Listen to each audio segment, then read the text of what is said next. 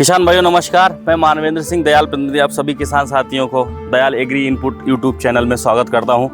किसान भाइयों, आज के इस वीडियो सेशन में हम जानेंगे कि धान में पहली खाद में क्या क्या मिलाएं जिससे कि हमारी फसल बहुत स्वस्थ हो, क्योंकि फसल को 17 पोषक तत्वों की ज़रूरत होती है और हर पोषक तत्व का अपना एक अहम योगदान होता है। हमारी फसलें जैसे कार्बन डाइऑक्साइड, हाइड्रोजन और जल ये वातावरण से ले लेते हैं। बाकी के पोषक तत्वों को लेने के लिए फसल को मिट्टी पर निर्भर रहना पड़ता है। तो मिट्टी पर निर्भर रहना पड़ता है, तो मिट्टी में हम संतुलित मात्रा में जब भोजन देंगे तो हमारी फसल बहुत अच्छी होगी। और जब स्वस्थ मिट्टी होगी तो हमारी फसल भी सुंदर और तंदुरुस्त होगी। अगर इन पोषक तत्वों की कमी हो जाती है तो हमारी फसल बीमार हो सकती है, फसल की पैदावार कम आ सकती है। तो हमें संतुलित भोजन देना बहुत आवश्यक है। तो आज नर्सरी हमारी ट्रांसप्लांटिंग शुरू हो गई है और बहुत किसान भाइयों का भी ये प्रचलन है कि नर्सरी ट्रांसप्लांटिंग के बाद कम से कम 8 से 10 दिन के बाद बेसल डोज देते हैं। ये तरीका बहुत गलत है, क्योंकि जो हम बेसल डोज दे रहे हैं ये अगर हम कद्दू करने से पहले दे दें तो ये ज़्यादा बेटर रहता है, क्योंकि सारा पोषक तत्व मिट्टी में मिल जाता है। और ट्रांसप्लांट करते हैं तो पौधा तुरंत ही भोजन पौधे को अवेलेबल हो जाता है और पौधा रूट डेवलपमेंट करने लगता है।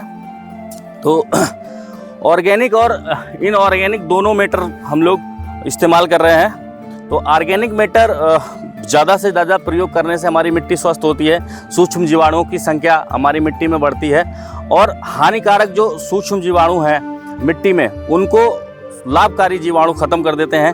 तो आइए हम जानते हैं आज हमने 1 एकड़ की डोज में क्या क्या इस्तेमाल किया है। 1 एकड़ की डोज में 2 बैग हमने सुपर लिए हैं और 25 किलो MOP ली है, 15 किलो यूरिया लिया है। उसके बाद हम लोगों ने 2 बैग जैविक खाद, अनमोल खाद, उसमें 2 किलो ट्राइकोडर्मा सूडोमोनास पहले से मिला के रखा हुआ था, उसको भी अभी हमने आधार बना लिया है।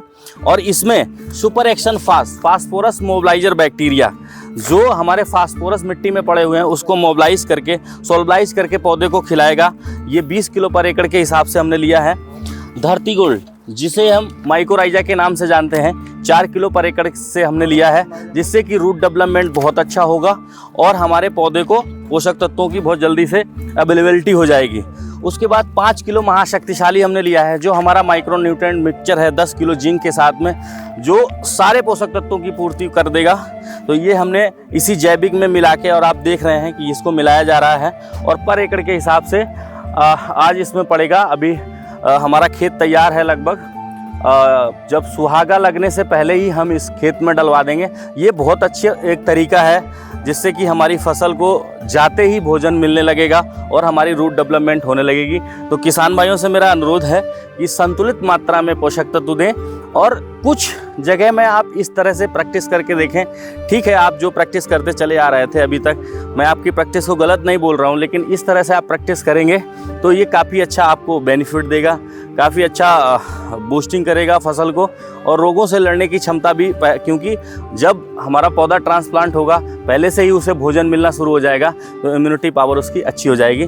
धन्यवाद। जय किसान, जय दयाल।